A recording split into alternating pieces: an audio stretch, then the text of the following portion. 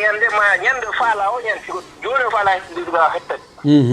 o wiya men ko kaari hendo to diga men nodda on tigi ma on tigi de are wala ka biro wala na mi addana do mbuudi ko do on gelu denna taana windi resi on ko $10,000 okay mele walini dollar mele walini dum on antela dirham so simeni men ko no fa la ko dollar pardon euro on yani hakkila nay hamodi dirham Dubai do sa walini dollar awalini dirham hay goto me mata dollar parce que kala hen do di ko sensoy ko sensoy di kare hay goto me mata dirham dollar do da tawara ko fo kadi kewɗin ko gotum kila mi ari do ha hande différence o dale kewɗin ko même prix wona tensire no dandi ka arabu ben ton ko no sa jonni yon tigi ko rew sa wobe be mayne hara men la diram de nyande ko ina to okay yaade ke banque daro de haadi tense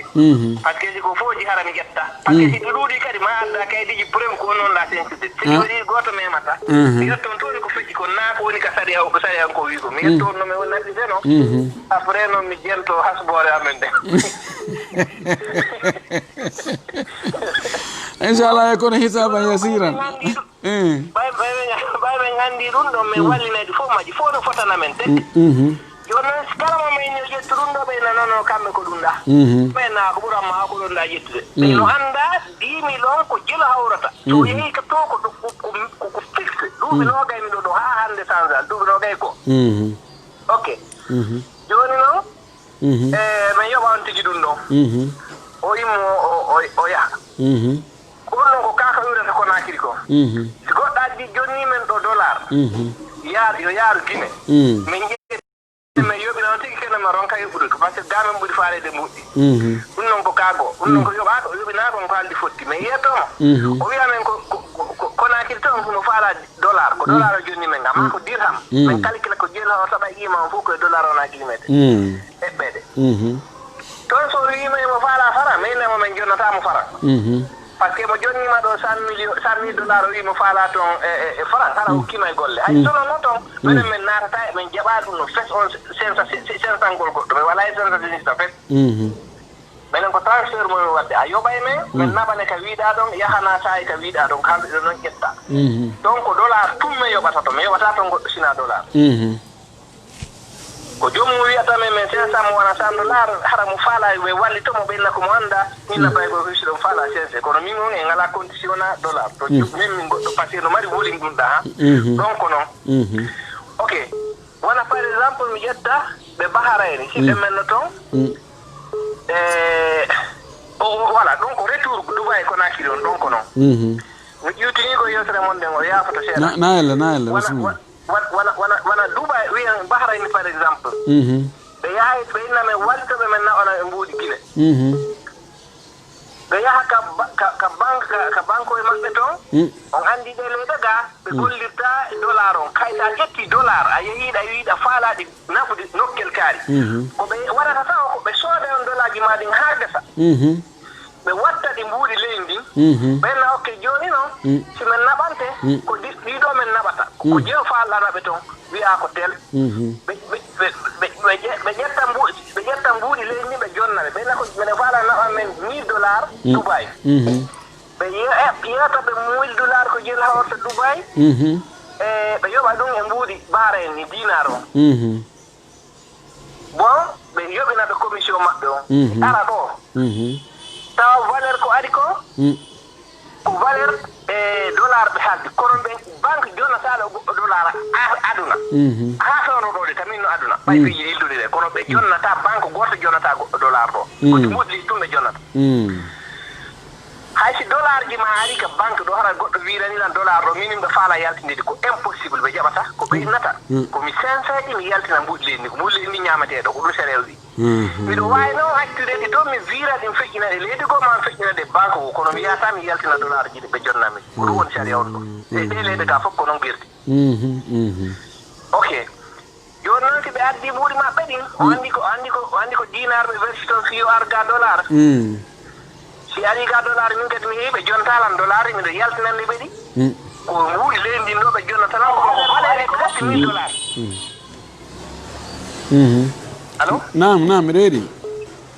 Valeur $1000 metara ko mbud lendi. Min non a part de don sim hendi ko mbud lendi mi andi ko $1000 men halde mi laban be gine mi yam jondebe do $1000 wala ko de nyaawo jido falani ko rabbi o on faami ko yuttum kom dami dandi o girdi ko di ale ko on woni sora men o menen kadi e le nawnare do eyo on jarama ko wersugol ga yaha ton tawa hiɗon jogii dollar hiɗon jogii dirham en nommo ko faalawo ko ɗum o hettata ɗon no dagi so wiɗo joni ko dirham o hettata ella ala ko woni ella on ka woni ko si tawi on wersi ga dollar inne menen noon ton min jonnoytama dollar ko dirham tum min jonnoyta ton ɗon woni joni ko konti ko transfert ugol ko sensugol kadi amma ɗo so tawi on joni ko ton mana ko ton joni o woni sensude naga wona e sensede andi siko o wi joni min ko ga ko min jonnotama ton dollar haray voilà joni noon si on tigi hewti toon tawi ko ton ko faala sensude ella ala mo wawi jonnede ɗon don joni ɗon dirham abdoullah ibn omar o wi o yahayno o sood o ñawlina mana o yeeya wona ngeloba ɓe halda ko dinar ɓe halda ko dinar ha saba kan mana dinar temedere so aroy ƴantugol o yayna fewɗo mi mara dinar ko dirham mi mari o andi ko dinar goto ko dirham uji 10 ɓe calcula ɗon e ɗon ɓe calcula ɗon o jonnamo dirham o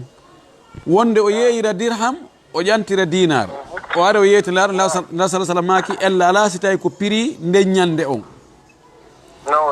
ɗon si tawi ko prix nde ñande on haray probléme ala ɗon hino dagui amma ittugol ton joni o wersi dirham himo faala hettugol ga dollar on waɗanimo resi joni o dirham ɗo ino wulure dirham ɗo ɗum ko hawrata ko $10,000 on mana ɗon on haldi on fotti ɗon on jonna kono o ɓayi dollar ji ɗi na ɗon o hendoto on waɗanimo resi waɗa ɗon mo resi cash on signon wonde joni meɗen joganima $10,000 hendeteɗi Conakry ko kaarijo hendotoɗi siko ɗo kadi resi on hendagol mo resi on resi konti dollar on ɗon no dagi nde wonno no sella sensugol hakkude chèque e mbuuɗi jolla joni mi jonna on ɗo joni 100 millions jonnomi chèque mo fi dollar hara ko chèque jonnomi dollar on so tawi mbuuɗi no waali ka compte ɗon ella ala ko honto ella on woni ko iwrugo ka bahrayni ɗa kono ɗon woni ɓay woni yalti e taaga ɗum ɗon aslan na ko dagino kono si yalti e taaga tawi feere ala koni ko systéme wontirɗo sengo dow on tigi ala ko on tigi wawi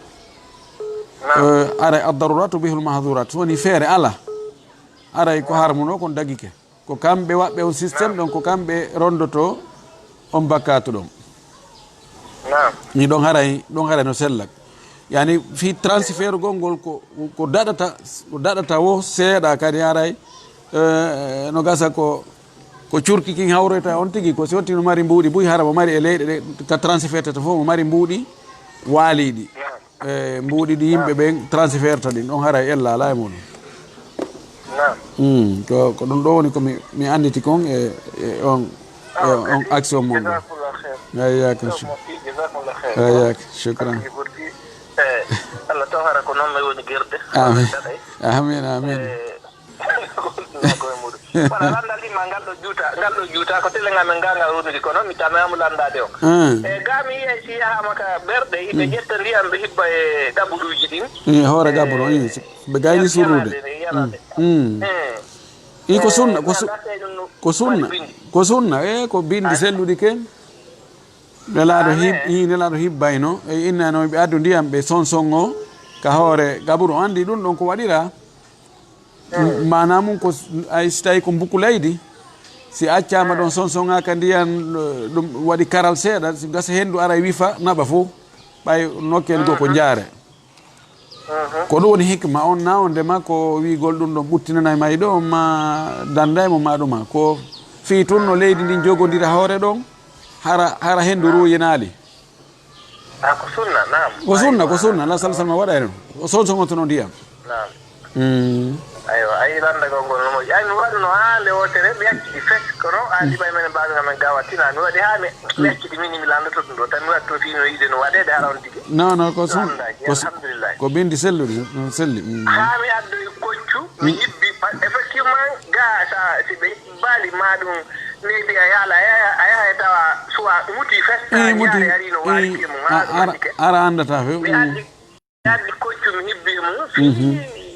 amugol waɗugol ndiya sondo kono alhamdulillah ka mi keɓay ndiyan nan nodda waɗa takko ɗo aray alhamdulillah batti mi landi jasakumllah khair wayaka shukran woni alhamdulillah on jarama yo Allah ɓeydu tabitinande on cellal ngal amin ya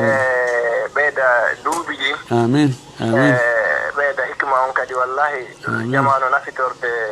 gurdam wonɗam wallahi jasakumllah khair amin albarka mo jarama yo Allah ɓe ko moƴƴinani yalla weltano amin Allah tawarama weltanen en fof eyi ko noon jasakumllah khair ay shukran assalamu aleykum albarka nani hande ko on ɓeni alaji sabana tayif andi ɗo ɓe ƴettani en ɗo waktu moƴƴini probléme so tawi ko joguiɗo buuyi montan buuyi tawi mo wallinto no sindi kono débrouillowo ko probléme tawi a fotno bismillah rahmani rahim sallallahu wa sallam wa baraka ala nabiyhi al amin wa ala alihi wa sahbihi wa man tabi'ahum bi ihsan ila yawmiddin aray musidɓe julɓe tedduɓe ɗo ko luttanen e waktu on ko seeɗa lande السؤال الأول جمعوا تبرعات لمريض ثم ضاع منهم رقمه فماذا يفعلون بالمبلغ ko musidɓe ɓe humpiti fi nawnuɗo ɓe toranimo ɓe moɓidiri ɓe heeɓi jawdi fi on nawnuɗo kono adresse nawnuɗon majjitoriɓe numéro on kaɓe wono noddugol ɗon o numéro ɗo majji ma numéro on acci gollude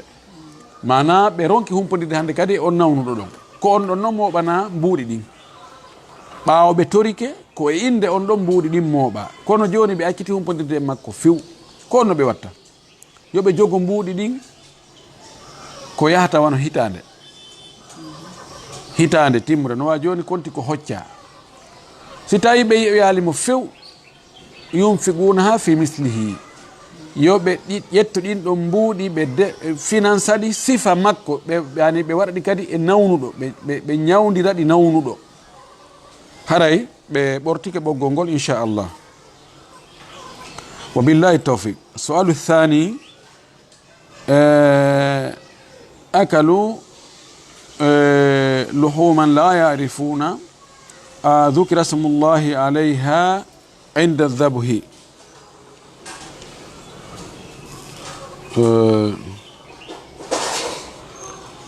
ɗo oɗo landi ɓe yahay joni wano kalede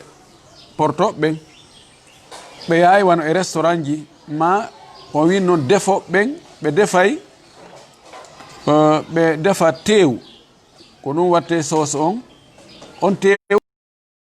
kamɓe wonɓe ñamude ɓen kanko landiɗo on ɗon ɓe anda o tewɗo ko tew daguiɗo goy kono wano tew nayi ma tew dammi ma tew gerto kono ɓe anda hirsuɓe ɓen si ɓe jantino inde Allah fendo ko ɓe hirsata ɗen andi kullum kun taw fiyo kun yo tew makkum on dago ko piiji ɗiɗi timma e makkum ko won taw kankul l'islamu no newni ñamugol tew ɗimmu tawara kon hirsama no l'islamu wiri noon ma hara kono alyahudu hirsita noon ma annasara no hirsita noon ko ɗum ɗo watta ha tew kullum kun dago si tawi l'islamu newnayo tew kullum kun ñaame wano kosewi wano mbabba hirsugol ngol ɓeyno laata amal fi zakatu yani hirsugol ngol nafata ɗon hay hunde si tawi kullum kun ko dagi ko ñamugol kono hirsaka ɗon kadi arayte o ñamatake jonno ɓe landi ɓayɓe anda ko honno ɗum ɗo hirsira hirsano ka hir wara tun yoɓe ñamu kaɓe accu ɗon ɓe wiyay rentagol ngol ko angal ñamugol ɗum woni wara o wiyete renta rek woɗɗitagol hara ɓe wi ko pullo futata ko mi naati memal ko mi natali ɓuuri mi natali on ko angal ñamugol ɗum ɗon few ɗon kan no anda hara e daɗi no siññini gatata ɓanno koyngal ma ngal kono en wiyay si tawi ɓe ñaami ɓe wi bisimillahi ɓe fuɗɗike haray no yona nene men aicha radiallahu taala anha o makuno o maki nelaɗo tebbeli no addane men ɗo iwri ɗi e yimɓe shirkoɓe min anda ɓe jantino inde allah fewde koɓe hirsa ɓe jantanoki inde allah min anda honno min watta ɗaɗo maki sammullaha wa kulu inne inde allah wiye bisimillahi ñaamo idan yo ɓe wi bisimillahi ɓe ñaama wa billahi tawfiq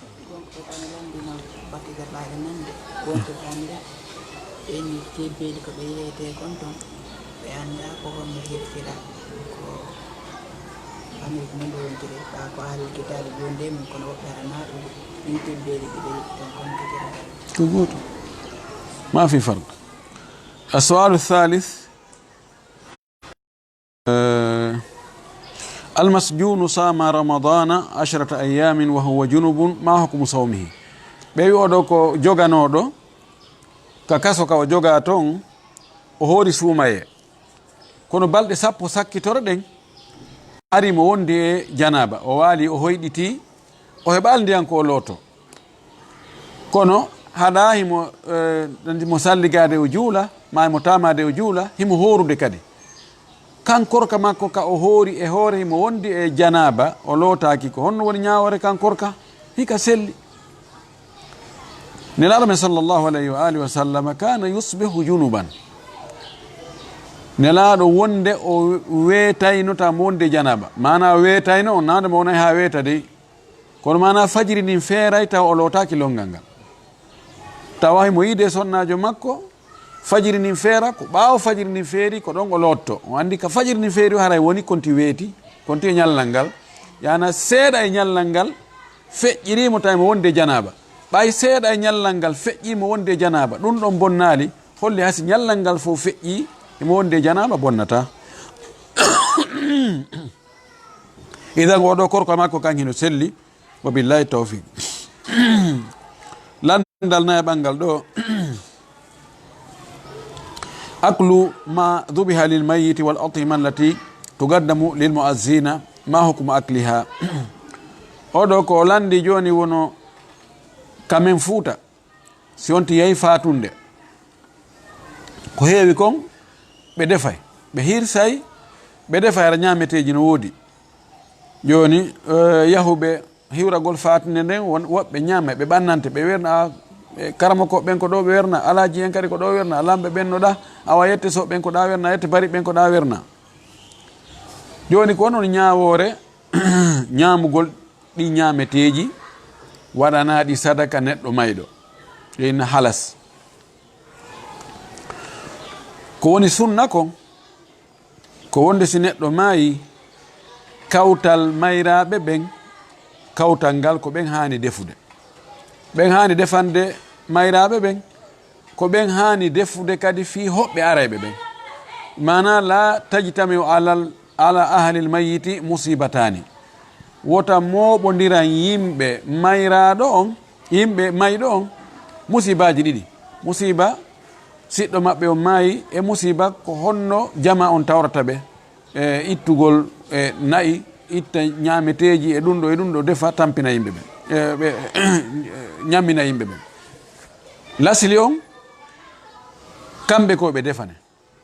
no moƴƴi kawtal ngal ka wakkilo ɓe defa nde wonno woɓɓe goo faalaɓe tawede surrugol ngol juulugol ngol ɓe iway ka woɗɗi kono ka fulawaji meɗen ɓe iway hoɗo e hoɗo yaha wonde wa kilo 2 kilo 3 kilo 5 kilo 10 leydi ɓe ara ɓe weela ɓeɗo si ɓe defanama haray no dagi ella ala e muɗum oɗon waɗi karama ko ɓe ɓuyi wano ibnu qudama ka mugni makko mo janti ɗum o inni si tawi joni hara no woodi iwoɓe ka woɗɗi ɓen ɗon jama hoɗo gonɗon ma miside nden ma quartier ka mayɗo on ka o maayi ɗon ɓen ɗo no hani defande ɓen iwoɓe ka woɗɗi ara haray ɗon ɗon no dagi ella ala ñamugol sifa ɗi ñameteji ɗon amma so tawi ko yimɓe mayɗo on tigi tigi ko ɓen ɗon defi haray no ko khilaful awla hadis jarir ibn abdillahi al-bujali o wi kunna nauddu idad at-ta'ami min ahli al-mayyiti niyahatan o yimeɗen kontuno menen ko yimɓe fatora yimɓe siɓɓe mayɗo on ko ɓe defata ɓe prépara ñameteji ɓe moɓodire ñaame meɗen kontuno ɗum ko e wullugol mayɗo on jeeya niyaha ko haɗa kon jeeya donc foddi harana yimɓe mayɗo on harana kamɓe defi kono haysi ko kamɓe defi hara nawdema ñamugol ñamete on no harmi ko woni ɓe nelatno fowtinnoɓe dongal kono kamɓe ɓe ronditike ngal ko sadaka e sadakaji haray khilaful awla kono noon wiyatake ñamete on no harmi na ñameteɗo si on tigui o woɗike o tertike so tawi o andi ko yimɓe mayɗo on ko ɓen woni ko defi o woɗitike hara o ñamali ko ɗo woni rentare nden so ñaami min ali wonde hino harmi wa billahi tawfiq khataba imra'atan wa wafaga ikhwatuha wa ummuha walakin rafada ammuha madha yafal oɗo ko ƴamuɗo jiwo o holli fi jiwo on tawi jiwo on no yiɗi himo yiɗi jiwo on yumma jiwo on no yiɗi e bandiraɓe jiwo on no yiɗi kotiraɓe makko miñiraɓe makko fopp no yiɗi ha heddi bappa ben makko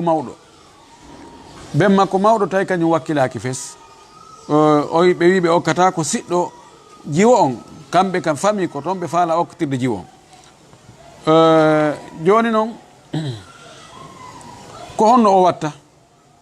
fiyo jombo o jiwo ɓawi himo yiɗi jiwo jiwo on no yiɗimo ko honno o watta ɗon ɗon en anda ko woni no dagi ka kotiraɓe jiwo on ka okkitira jiwo on kotiraɓe jiwo on ko ɓen ɓuuri hande okkitirde jiwo on edi bappa jiwo on ma ben makko mawɗo kamɓe ɓuuri jeyde si tawi joni ben maɓɓe mawɗo salike few koto jiwo on ƴetti jiwo on okki suka on dewgal ngal selli ken idan ko on o watta yo weto hen o famadira e kotiraɓe jiwo on ɓe okkamo jiwo on fi tawi ɓe suusi ben maɓɓe mawɗo haray dewgal ngal no selli ken ella wa ala e maggal wa billahi tawfiq landal wawngal noon kadi fayin ko goɗɗo kadi ƴami jiwo kanko kadi musidal ngal fop no jaɓi ha lutti yaye jiwo o yaye jiwo yi wakkilaki yaye jiwo na okkitirowo halasi gasa ɓe okkitir ɓe okkitir yo ndaro kaɓɓugoro mol na ko da o molto yaha o yiida e yaye jiwo ɓe famodira kono almimo yaye jiwo na okkitiray ɗum fi yaye jiwo saliki kadi okkitiri wi min wakkilaki min mi okkata si tawi worɓe ɓen okkitiri haray dewgal ngal no selli la tunkihu lmar'atu lmar'ata wala tunkihu lmar'atu nafsaha azaniyatu hiya allati tunkihu nafsaha sonnajo okkitirta sonnajo okkitirta hawre muɗum landal heedungal ɗo ngal mahallu ghassalatin yatruku nnasu thiyabahum zamanan tawila mada yafaluna biha hal yalbasunaha ɓeɗo ko jogiiɓe ka nokkure ka wuppete wuppa paasa on no wiyete boulancisserie ko boulancisserie ɓe boulancisserie ɓe jogii ka wuppete paase yoɓe wono woɓɓe adday coñci ɓe yaha ɗin coñci wona ɗon ha no gasa hitande duuɓi ɗi duuɓi tati tawa no wawi ɓera mayino ma voyage no wawi piiji ɗin buy no wawi wonde joni noon ɗin coñci hara ɗi ɓitti ɓe goɗɗi wona fayde ha ñola ko honno ɓe watta ɗin est ce que no sella ka ɓe wattoɗi si ɓe wattike ɗin ɓe juuli haray nden julde no selli ko honno ɓe watta yoɓe windu e nokkeli go ɓe waɗa plaque ɓe inna mo arnali coñcol muɗum ha masalan yontere ma lewru ma lebbi ɗiɗi haray place on na responsable ɗum ɗon hande kadi landitirtake si ɓe waɗi ɗum ɗon mo addi conci mum yo ndaaro inna ndaariɗa ko windiɗa kon mo acciɗo ɗo conco lebbi 6 ɓen okkitiraygol ma men yeeyita e ma men gollitiray ko noon ɓe hani wadde kono si woni wona duuɓi 2 hitande duuɓi 2 ɓeeɗo ɓe andi haray joom muɗum imma maayi ma voyage ma goɗɗum go haray ɓe wawi wadde ɗum sadaka ma ɓe wawi ɗum ɓornade ma ɓe wawi ɗum yeeyitude wabillahi tawfiq lannare de kono waktu landal jettaɓangal ɗo saraga no guudan min shakhsin wa arada an yurji'aha fa rajja'a al-ba'da wa talaba al-afwa عن الباقي بدون ذكر المبلغ الباقي فعفى صاحب النقود هل عليه شيء oɗo nandi ko yette sojo o wujji mbuuɗi goɗɗo kono o anniyaki luttirgol ko yo huntu haaju makko on so heɓoyi o artira o hunti haaju o wujji ɗo hunti haaju makko on o heɓoyi yoga e majji o ari o yeeti mo o wujjinoɗi on o wi miɗo ƴettunoma mbuuɗi o yaali ko nguyka dey o wi miɗo ƴettunoma mbuuɗi goy e hino ɗo kono no woodi goɗɗi go luttuɗi okkanɗi o wolali kadi ko jelu oya kadi landaki ko jelu o wi mi okki mi muññike wo est ce que noon no fawimo ɗon goɗɗum ɓayi o wowlano ko mbuuɗi jelu madama o mumi oya kadi mumi haray lutta e makko ɗon hay hunde fawakimo hay hunde kono noon bakkatu guyka kan no fawimo o andi ko haqqeji 2 wonɗo haqqe Allah on himo tongi wujjugol o tonti ɗum e haqqe mo o wujji on o ƴetti mbuuɗi mum ɗin on ɗon ko wawi muññade ko mbuuɗi makko ɗin joni ko heddanimo ko haqqe Allah on ko yo tuubo toro Allah yo Allah yaafomo ko o wujji kon o anni yo o fillata ko wujjugol aduna so waɗi ɗum inchallahu haray o daɗiri cenɗen ɗiɗi noon wa billahi tawfiq landa sakkitingal ngal ɗo amilun حددت له الحكومة ساعات العمل 8 ساعات هل يجوز له أن يعمل أكثر من هذه الساعات علما بأن الحكومة لو علمت ذلك لعاقبته لو كو غولو ناني غاسا كو وندو كاليدي بورتو كو غولو لا مغنو حباني كو بي غولata kon ko lereji 7 enen daganimo ka o beyda di lereji 7 o gollo yan o suudo o gollo yan okugo baydi lereji 7 don ko gollata don kon ko yobete don kon no gasa gaynantamo o suuɗo noon o golloya nokkugo hakkude makko e on noon tawa laamu ngun anda on yoɓamo toon ɓe waɗa juuɗe baaɗi naɓete ɗum ka konti ka banque kono si laamu ngun andi himo golloyde ɗin ɗon e ɓuri ɗin leereji 7 ɗon no gasa ɓe keranamo probléme sike no dagui ka o golloya e hoore o wi ko golle daguiɗe kadi o golloyta ko woni o suuɗoto laamu ngun no dagui yani si tawi na e nder leereji ko laamu ngun happanimo kon si tawi ko laamu gon e gollande ɓe happanimo leere 7 na e nder ɗi leere 7 ɗin ɗon kanko yo laamu ngun hendoɗi few si tawi noon o gayni ɗum hooti ka makko so haldo e goɗɗo kadi yo yaha o gollanam toon leere 3 ma leere 4 ma leere 5 ella ala kanko jeeyi hoore makko telen gon sengo ɗon laamuji ɗin ko waɗɗin sariyaji ɗon ko sariyaji wonduɗi e tooñi l'islamu jaɓa ɗum ɗon neɗɗon ko yo gollu ɓeru ko mari feere ko haray no daganimo komi andi kon ella o ala yo suuɗo Allah ta laamu ngu yimo haray ko ɗo woni darade wa akhiru dawana alhamdulillahi rabbil alamin wa sallallahu wa sallam wa baraka ala nabiyyihi al amin